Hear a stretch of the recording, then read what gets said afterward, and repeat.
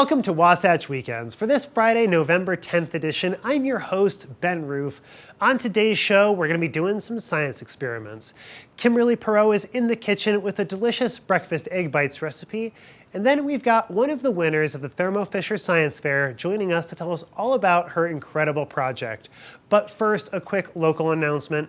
Since it's Friday, we would normally have Park City Film and Katie Wang joining us to tell us all about their upcoming films. But this weekend, the Jim Santee Auditorium is closed for some quick tech upgrades. But if you're looking for something to get involved in this weekend, Park City's Dozer Field needs a new scoreboard, and they're hoping to raise $200,000 from fellow Parkites over this fundraising drive. And they're hoping that that will help prevent them from having to rely on grant money for that upgrade. If you are a member of the community and you're looking to get involved in that fundraising effort, contact the athletic director, Jamie Sheets, for a little bit more info. But now we're going to take a quick look at the weather before we get on with the rest of Wasatch Weekends. This weather report is brought to you by Sun and Ski Sports, your new mountain sports headquarters.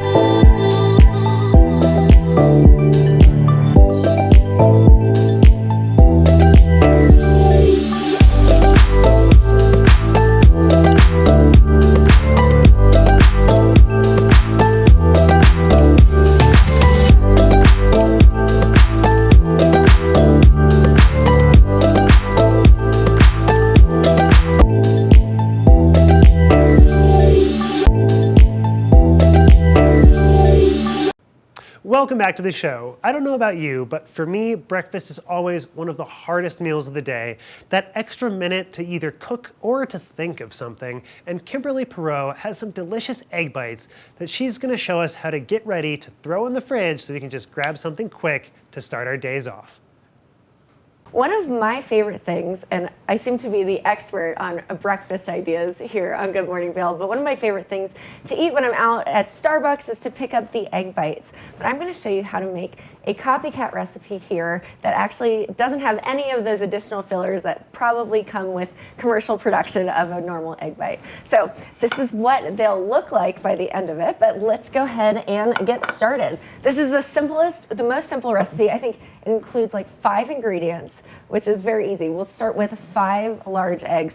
So I've got my eggs here. I'm very picky. I like to use the free range or organic eggs, but basically you just crack it all into a blender. It is so easy. So I'm going to go ahead and crack my 5 eggs into just a normal blender, anything that you would use to blend a smoothie or really anything that you've got on hand. You can also whisk this, but I actually like to use my blender because 1, minimal cleanup. 2, it actually makes everything very smooth and blended together and makes it a little bit extra fluffy. So we're going to go ahead and do that. I've got 3 eggs so far in here. Very easy. And then there's a hidden ingredient, which I'll show you here in a second. But once you crack all 5 of those eggs, looks like I dropped a shell in there. So we're going to go ahead and get that out. I like to keep my spoon on hand. All right. We'll get that shell out of there. Joys of live television. All right, we got it. Great. Got that out there, and then I've got 1 more egg that we need to crack in. So go ahead and do that. All right. I've got all of my eggs. I'm going to grab a paper towel here and wipe my fingers off. As you can see, the next ingredient, and this is the ingredient that I had no idea was in these egg bites. You know, I used to make these all the time for years. I would just mix up my eggs, pour in vegetables or protein or whatever else I wanted to throw in there. But the trick that makes it nice and light and fluffy is actually cottage cheese. So this gives you extra protein. You can actually use, if you wanted to use, you could use cream cheese as well, but gives it a little bit more of a decadent taste, but you really can't taste the cottage cheese. So I'm going to go ahead and I'm going to add 1 cup of the cottage cheese here. So I'll use the spoon since my current spoon has got some egg residue on it. you don't want to cross-contaminate. You got to make sure that you stay nice and clean. But we'll put 1 full cup of cottage cheese in here. You can probably freehand it if you make this pretty often, but I like to, just make sure my measurements are on point. You never know, right? It's always good to pay attention to those recipes. So we've got about 1 full cup of cottage cheese here. All right, as you can see, I've got my full cup, and then I'm simply going to just put it in this blender here. Nice and easy. All right, we've got the 1 full cup in with the 5 eggs, and then you really use salt and pepper to taste. Now I am going to throw some additional protein in here, so we're gonna keep the salt out, but let me go ahead and get my pepper nice and poured in there. You just pour a little bit of pepper. I like pepper in my flavors. I know some people are a little bit sensitive to it. Then you just screw your top on your blender. Nice and easy, just like that. Okay, we've got everything plugged in. You just turn your blender on, make it easy. You can just do it on low just to get all the ingredients blended together.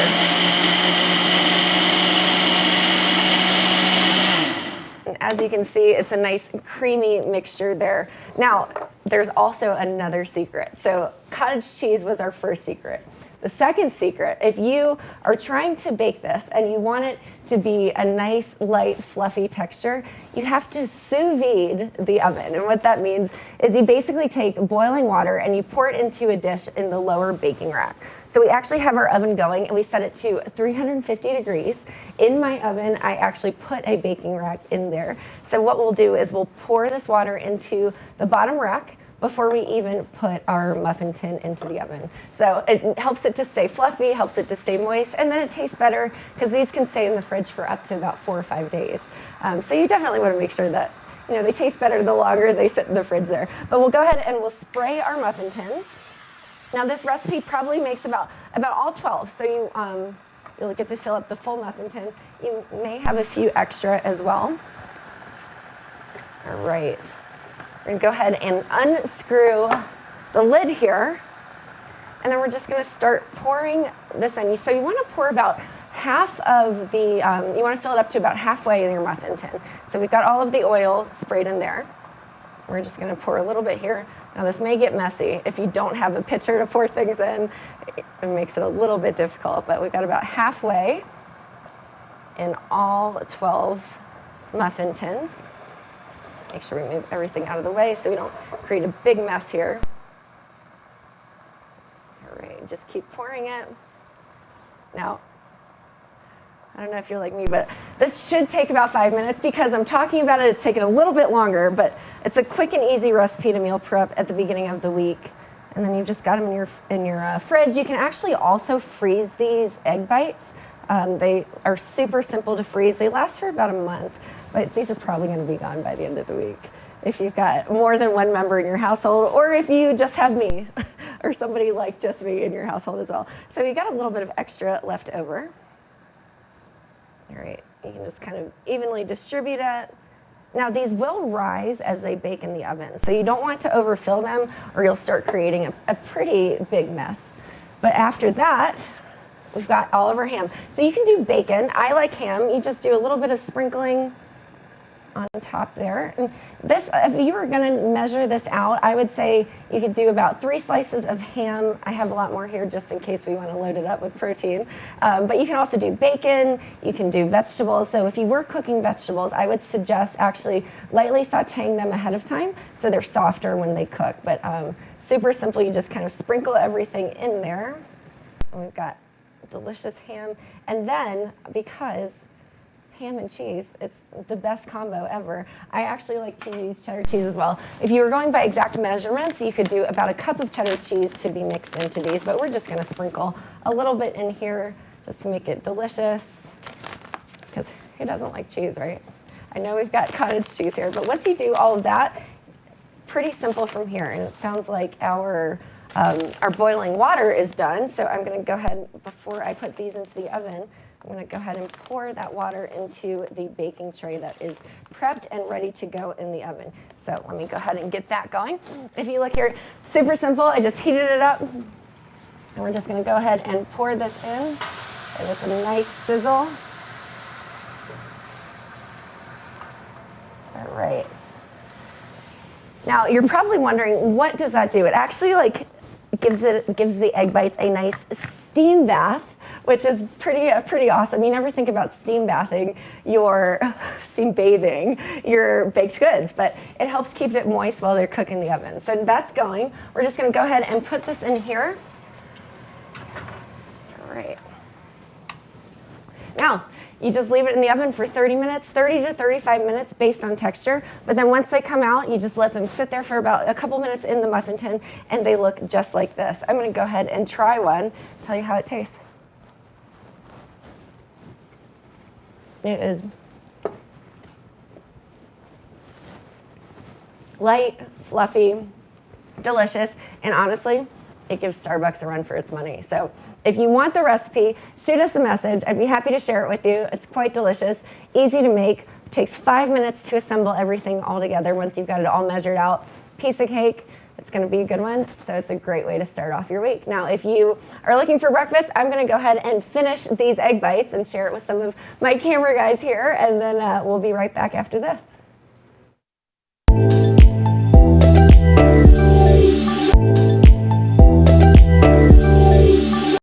Welcome back to the show.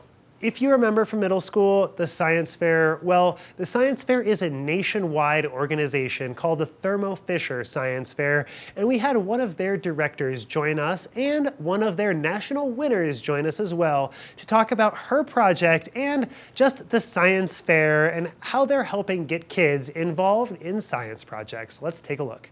So excited. It is National STEM Day, which is very, very cool. Science, technology, engineering, and mathematics. And I have Reva Ramadore, the director of the Thermo Fisher Scientific Junior Innovators Challenge. I had to read that. That is a mouthful. And Shania Gill, the top prize winner of the Thermo Fisher Scientific Junior Innovators Challenge. How are you ladies doing this morning? I'm doing well. Yeah, doing great. It's so great to see both of you. And I have to just ask you this question early this morning. How the heck do you remember all those words? When people ask you what you do, is that a mouthful for you? It's taken a year of practice to make sure I get it just right. You're making me feel very good about myself. Thank you. Well, I am so excited to talk to both of you. First, let's just dive right in. For STEM, science, technology, engineering, and mathematics, why is that so important to start at a young age? Sure. So the U.S. is on track to create nearly 4 million jobs, STEM jobs, by the end of this decade, and yet 1.4 million of those jobs are expected to go unfilled. So, wow. You know, in a world of ever evolving technology and an abundance of STEM careers, it's really important to get students started early in their passion for STEM. And it's also essential for students from all backgrounds to have equitable access to STEM education and the resources to pursue it. That's amazing. And it's so very important. And I guess my main question, what I was thinking about last night, is I was thinking about questions to ask you guys. What exactly is the, not to sound silly, but the Thermo Fisher Scientific Junior Innovators Challenge? What exactly is this challenge? Sure, yeah. So the Thermo Fisher, and we can call it the Thermo Fisher JIC for short, okay, thank you. is a program of the Society. Yeah, no problem. It's a program of the Society for Science, and it's the premier middle school science and engineering research competition in the United States. So it's the only STEM competition, middle school STEM competition, that leverages Society for Science affiliated science fairs. Okay. So the top 10% of students 6th through 8th grade are nominated from those fairs to compete in the challenge. How do the students get involved with this? How is that something they even learn about or find out about? So through our affiliated science fairs, the Society for Science has nearly 300 affiliated science fairs across the country at the middle school level. And so we work with those fairs to promote the competition and get those students involved. Okay, like Shania, I'm assuming, who won the competition. I would love to hear, Shania, what did you do? How did you win? How did you get involved? I want to hear all the things about it. What made you excited to be part of this?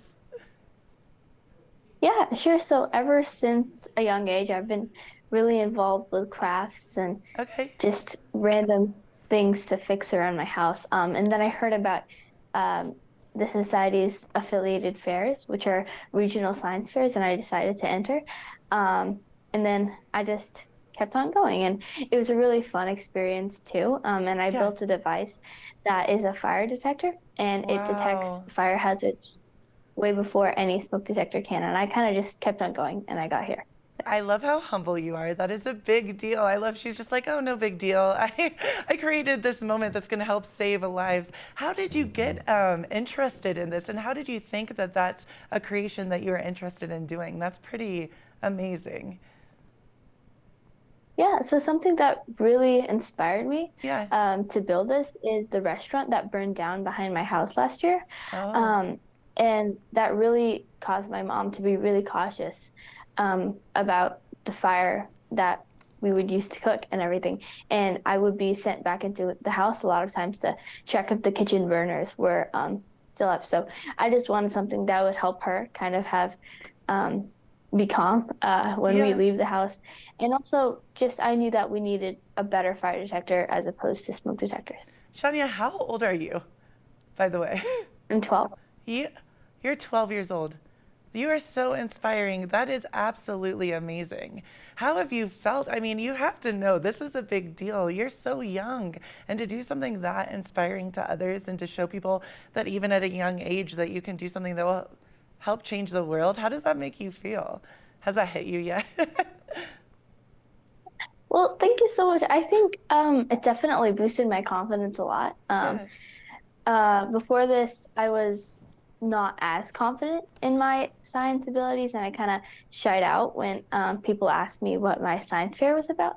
But now I really want to keep on moving forward because I think I proved to myself that I can. Absolutely, you did. That is so awesome. And Reva, how do you feel seeing Shania, these young people coming up that are helping to change the world and make the world a better place? How does that make you feel as someone who is an educator that's helping out with this program? Yeah, of course. It's honestly so inspiring every year to meet students like Shania who are doing just such amazing work, and it gives me faith in our future. Yes, 12 years old. Oh my goodness. I'm blown away. I am so inspired right now.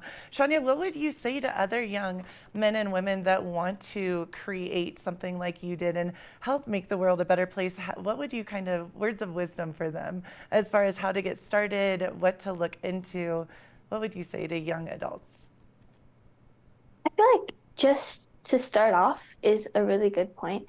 And of course, to be inspired by the things around you, because that usually is the thing that matters to you the most. And so you'll work the hardest for it and just keep on going, because I feel like in science, you can never really fail. You can succeed and learn. Yeah.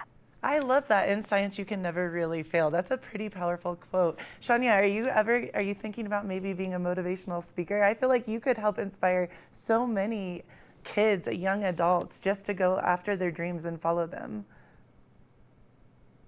Maybe. You're like, I haven't thought about that one yet. Well, ladies, you definitely haven't. Oh, yeah, go ahead. I know nothing.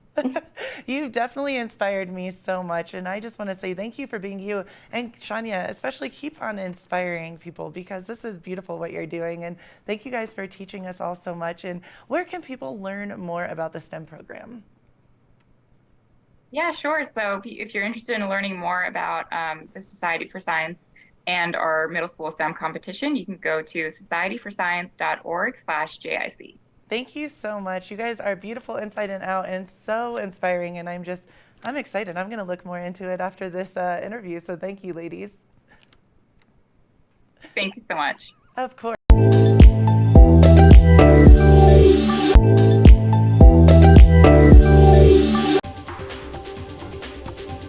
This weather report is brought to you by Sun and Ski Sports, your new mountain sports headquarters.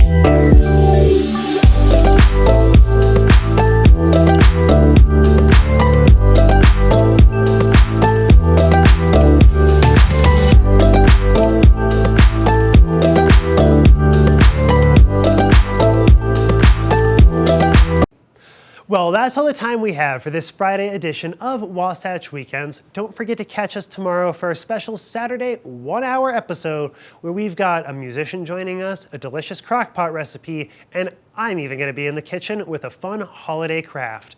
Until then, this is Wasatch Weekends. I am Ben Roof, and I can't wait to see you tomorrow.